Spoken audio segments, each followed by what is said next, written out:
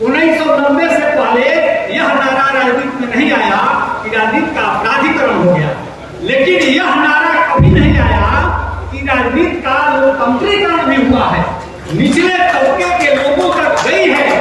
और 2 मिनट का मुसाहब भी अब सीएम हाउस में बैठने लगा। पेरियार का आंदोलन, फुले का आंदोलन, अंबेडकर का आंदोलन, ये सब जातिगत आंदोलन। ये हम लोग अपने विद्वान को विद्वान मानते ही नहीं है, अपने इतिहासकार को इतिहासकार मानते ही नहीं है, अपने डॉक्टर को डॉक्टर बताते ही नहीं है। हमारा कोई कल्चर नहीं है, हमारा कोई इतिहास नहीं है, हमारी कोई भौगोलिक जमीन नहीं है। वो आदमी, उस आदमी में कभी कॉन्फिडेंस आएगा कि मैं शुद्ध हूं लेकिन बोल्ड हूं, कहने की बात। वो भीतर में सर्प की तरफ कुंडली मारकर के वो चीज बैठी हुई है। एक नारा चला, क्या ये कि अब शिक्षा में गिरावट आ गई। जब यह तबका बहुजन सोसाइटी के लोग जब पढ़ने लगे तो एक नारा आया और स्कूलों में भी पढ़ाया जाने लगा कि अब लड़का पढ़ रहा है। अब कहाँ कॉलेज यूनिवर्सिटी में पढ़ाई हो रही है। पहले पढ़ाई बहुत अच्छी थी। अब ये देखिए, हम लोग भी कहते हैं कि पहले पढ़ाई अच्छी थी और अब पढ़ाई खराब हो गई है। अरे भाई, पत्थर युग से तुम ये वैज्ञानिक युग में आ रहे हो और सुनते हैं कि बंदर से आदमी मनुष्य का विकास हुआ है, सब कुछ सही दिशा में चल रहा है। ये शिक्षा को क्या हो गया है कि शिक्षा में गिरावट आ गई है। अब तो इस समाज के लोग doctor, professor, engineer, lawyer, Shambhu Kumar जैसे पत्रकार होने लगे। तो इसी को कहा जाता है कि अब शिक्षा में गिरावट आ गई। तब शिक्षा में ऊंचाई कब थी? जब तुम्हारे कानों में शीशा डाला जाता था, यही एजुकेशन बढ़िया था। अब के लड़के सबसे तेज हैं, इंटेलिजेंट हैं, वहां अंतरिक्ष से लेकर के साइबर कैफे तमाम चीजों में प्रवेश कर रहे हैं, सब कुछ जान रहे हैं, समझ रहे हैं। तो कैसे कह रहे हो कि अब पढ़ाई नहीं हो रही? लड़के समझदार हो गए, मास्टर पढ़ा नहीं रहा है स्कूल में, कॉलेज में। इस चीज को समझना पड़ेगा, इसलिए कि आप उस माध्यम से उल्टी दिशा में जा रहे हैं। अच्छा, आप सोचिए कि कब से नारा आया कि राजनीति का अपराधीकरण हो गया है। याद कीजिए, अगर भारतीय इतिहास को, भारतीय पॉलिटिक्स को ठीक से आप समझते हैं, ये वह दशक 1990 है। 1990 से पहले यह नारा राजनीति में नहीं आया कि राजनीति का अपराधीकरण हो गया। ये जब नीतीश कुमार, लालू प्रसाद यादव, रामविलास पासवान, मायावती जैसे राजनेता इस फील्ड में सक्रिय हुए, तभी से यह नारा आया कि राजनीति का अपराधीकरण हो गया है। लेकिन यह नारा कभी नहीं आया कि राजनीति का लोकतंत्रीकरण भी हुआ है। राजनीति निचले तबके के लोगों तक गई है और 2 मिनट का मुसाहब भी अब सीएम हाउस में बैठने लगा। यह है राजनीति का लोकतंत्रीकरण। आप केवल इसे राजनीति का अपराधीकरण कर करके उस पर पर्दा नहीं डाल सकते हैं। पहले का आदमी बहुत अच्छा था, पहले का हमारा समाज बहुत अच्छा था, पहले सब कुछ अच्छा था और अब नैतिक मूल्य गिर गया है। तो नैतिक मूल्य या वैल्यू की परिभाषा क्या है? डिफिनीशन।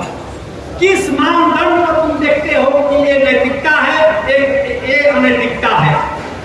हम लोग पहले बारात में जाते थे तो रामचरितमानस पर जो जितना बोलता था बाराती, उसी को माना जाता था कि यह विद्वान है। जैसे कुछ दिन अंग्रेजी में जो बोल दिया तो मान लिया गया कि यही विद्वान है। तो इंग्लैंड में तो रिक्शा वाला, ठेला वाला, खुंचा वाला सब अंग्रेजी बोलता है, सब विद्वान है। तो भाषा से क्या होने वाला है? ये सब हमारी मानसिक गुलामी के मूल्य है, वैल्यू है। इस वैल्यू को पूरी तरह से आपको खत्म करना पड़ेगा, नई दृष्टि से, नए एक्सरे से इस पूरे सोसाइटी की जांच करनी पड़ेगी। शिक्षा हो, लेकिन शिक्षा भी तो गलत पढ़ रहे हैं, उसका इलाज क्या है?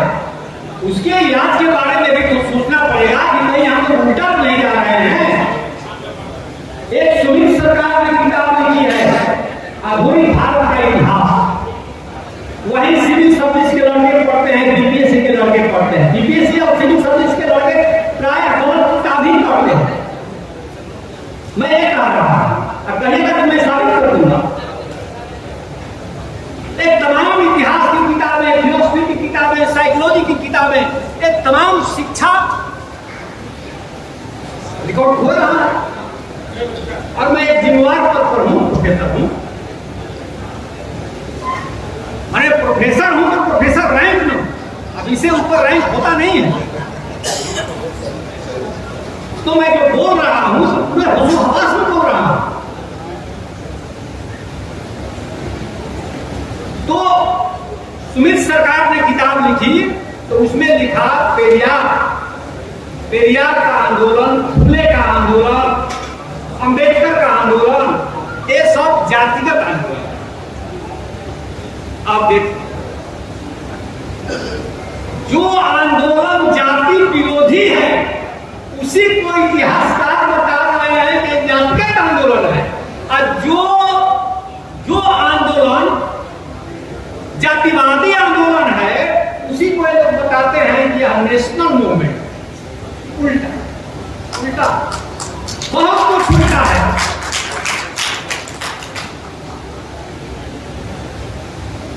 मैं दिल्ली यूनिवर्सिटी में एक व्याख्यान के क्रम में गया था, तो जेएनयू और ये ड्यू में पढ़ाने वाले बहुत सारे प्रोफेसर थे। तो हमने कहा कि आप लोग बच्चों को क्यों गलत पढ़ा रहे हैं कि अपभ्रंश भाषा से हिंदी का विकास हो, क्यों पढ़ा रहे हैं? तो वो लोग तो आज तक यही पढ़े, वही जाने, वही बच्चों को थोप रहे हैं। मैंने कहा कि किसी कवि ने, किसी साहित्यकार ने अपनी भाषा को अपभ्रंश कहा। अपभ्रंश का मतलब क्या? नीचे गिरी हुई भाषा, पतित भाषा, गिरी हुई भाषा, जिसका जन्म 1000 ईस्वी में होता है। अब पहले की भाषा को लोग बताते हैं कि संस्कृत थी,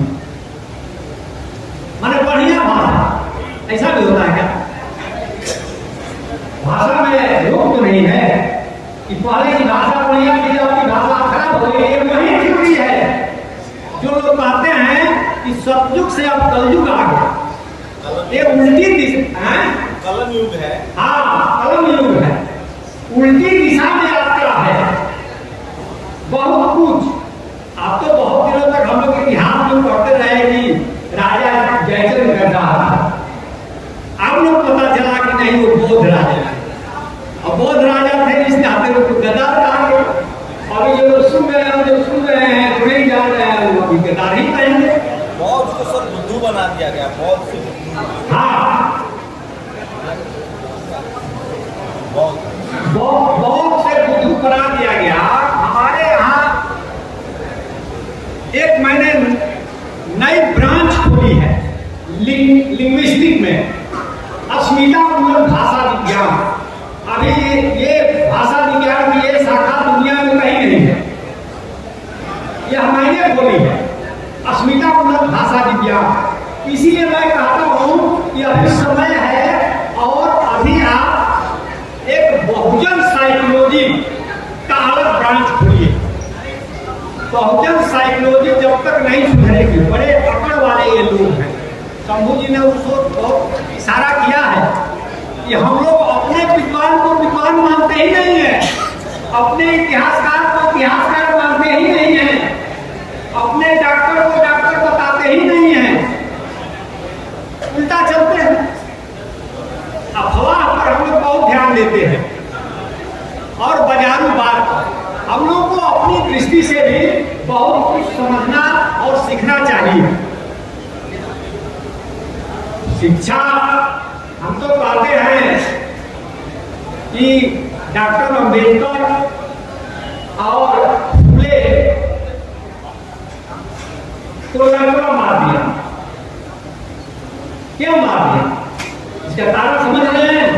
हो सकता है यहाँ तो डॉक्टर साहब जो आए हैं हमारे साथ बीएच से, तो MBBS, MD और DM किए हैं, वो हार्ट के डॉक्टर हैं। लड़का मार दिया, इसका कारण जानते हैं? इसका कारण है शोषण है। कितने लोग पीड़ित हुए, ये जो कास्ट सिस्टम है ना, इसके चलते हमारे बहुजन समाज के लोगों को हार्ट की बीमारी है, बीपी की बीमारी है, डायबिटीज की बीमारी है।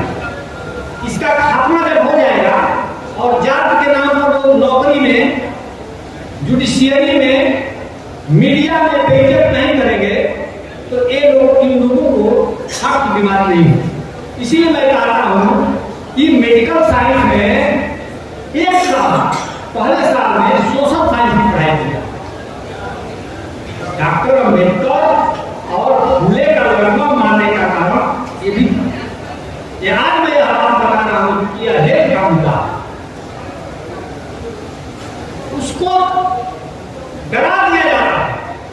अभी ये बोल रहे थे ना कि कॉन्फिडेंस कैसे आएगा, और बता दिया कि तुम्हारा जो इतिहास है बहुत गरीब है, दरिद्र है, तुम शूद्र हो, तुम्हारे पास कुछ नहीं है, तुम्हारी कोई न सिविलाइजेशन है न कोई कल्चर है।